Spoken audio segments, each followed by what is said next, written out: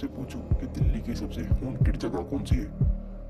तो क्या वो भानगढ़ का किला है, या अगर मैं कहूँ जहाँ पर आप रोज़ निकलते हो वो सबसे ज़्यादा हॉन्टेड जगह है। जो एक रात ब्रायर स्क्वायर के रास्ते पर अकेला जा रहा था। ये स्टोरी है राहुल की। पर एक रात ब्रायर स्क्वायर के उस खाली रास्ते पर उसने जो देखा, उसका सफ़र आखिरी सफ़र हो गया। बात है दिसंबर के 1 बजे। उसका ऑफिस लेट छूटा हुआ था और उसको बस किसी भी तरह अपने घर पहुंचना था। उसका रास्ता ब्रायर स्क्वायर के ब्रिज के नीचे से होकर जाता था। तो वो कार में बैठा को बस किसी भी तरह घर जाना था। कार में बैठ के वो जैसे निकला, उसने वो ब्रिज क्रॉस किया। ब्रिज से नीचे उतर के उस एरिया में बिल्कुल भी लाइट्स नहीं थी। उस गांव वो जगह ऐसी लग रही थी सुनसान सन्नाटा, एकदम बिल्कुल सुनसान सन्नाटा। उसने फिर थोड़ी आगे जाकर देखा, उसकी नज़र साइड के मिरर में गई। फिर उसने देखा बहुत दूर एक सफ़ेद साया से उसकी ओर बढ़ रही थी। राहुल ने रेडियो बंद किया। अब वो चीज़ उसकी कार के जस्ट पीछे थी और वो दौड़ नहीं रही थी, वो हवा में चल रही थी।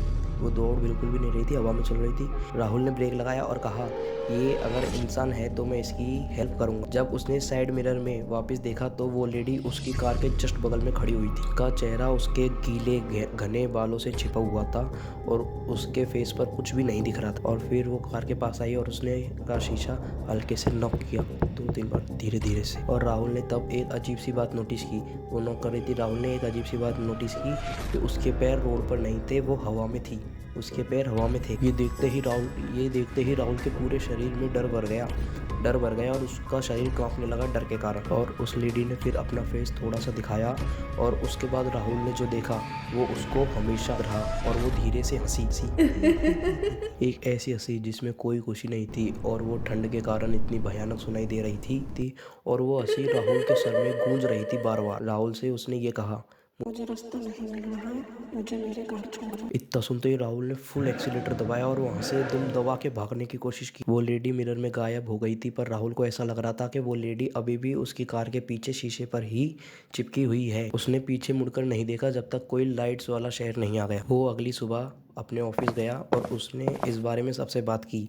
तो उसके एक सीनियर ने बताया के बारे में एक सच हमेशा के लिए चुप करा दिया कि 1 साल पहले वहां पर एक लेडी का एक्सीडेंट हुआ था, जो 1 बजे अपने घर जा रही थी। उसकी डेड बॉडी हवा में 3 इंच ऊपर लटक रही थी जब तक पुलिस आई नहीं थी। और तब से वो लेडी ड्राइवर को उस रास्ते पर जो भी आता है उससे यही बात बोलती है, मुझे अपने घर का रास्ता नहीं मिल रहा, मुझे मेरे घर छोड़ दो। कैसा लगा ये डरावना सफ़र? सब्सक्राइब करके जाओ क्योंकि रात अभी बाकी है।